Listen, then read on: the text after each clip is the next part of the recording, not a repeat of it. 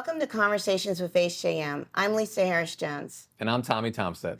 And today we have Secretary Tisha Edwards, Secretary of Appointments for the Moore administration. Thanks for joining us. Thank you for having me. So you have a pretty diverse background. You're an attorney, you have a bachelor's and master's in social work, and you've worked in the private sector. What drew you into the public sector? So I have loved working in all stages of government, local government, city government, and now state government. And for me, I want to be where the action is and where I can have the greatest impact on our community. And so I've done that through education. I've served as a chief of staff to a former mayor.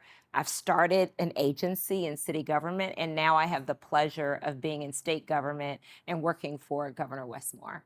So you walked into a new administration in the very beginning of a legislative session with new elected officials, knowing that you had to identify cabinet members that had to be confirmed by the Senate, and you were able to get that done. Tell me about that process. So that was a real learning experience for me. I think we started out with the governor's mandate, which was about equity and excellence. So the first thing we had to do is recruit top talent for our state, which was a lot of fun, and I think we did that.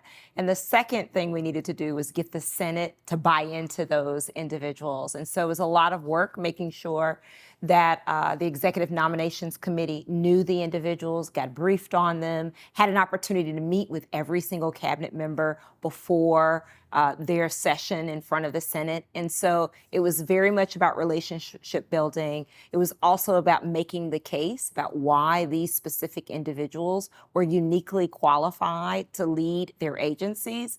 And then at the end of the day, it gets down to collaboration and partnership. What's important is that you use the word qualified. And I think that's very important that you were able to identify qualified candidates for cabinet positions, commissions, and boards in a way that they are historically the most diverse cabinet in the history of Maryland. Race, color, gender, all qualified.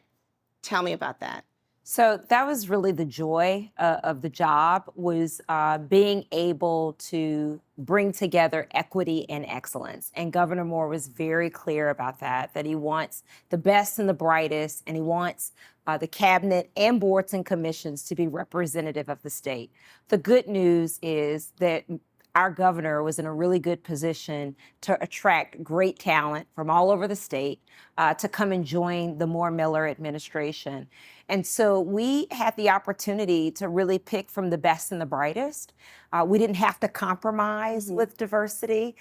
He was really clear about that. And so we have some extraordinary women leaders. I think 50% of our cabinet is women, 29% women of color. You know, it really starts at the top, Lisa. It started with Governor Moore and Lieutenant Governor Aruna Miller creating the mandate that we would be diverse. And so we just got to it. And because there was such a great pool of candidates, it came really easy to get us the best and the brightest. And we're very excited that we didn't compromise on capacity and competency. We have excellent cabinet secretaries and also excellent folks in our boards and commissions. And so it makes me feel good that Maryland is in good hands. So I think people hear appointments and they think, oh, this is just our regular old political appointments. That's a mainstay of state government. That's just politics being politics. How's the Moore administration changing that mindset? So for the Moore-Miller administration, it's very different. We've tried to make the appointments process much more accessible. We have an application portal, which the government has never had before. We want to open the doors. We want to be very transparent about the appointments process. We're actively recruiting the best talent in the state. Most of the folks who've been appointed to our boards and commissions have at least a master's degree. So the quality of the candidates are really, really rich. And also geographic diversity is very important to us. We inherited boards and commissions that were predominantly white, predominantly male, and predominantly representing Baltimore County and Anne Arundel County. The state is much richer than that, much more diverse than that.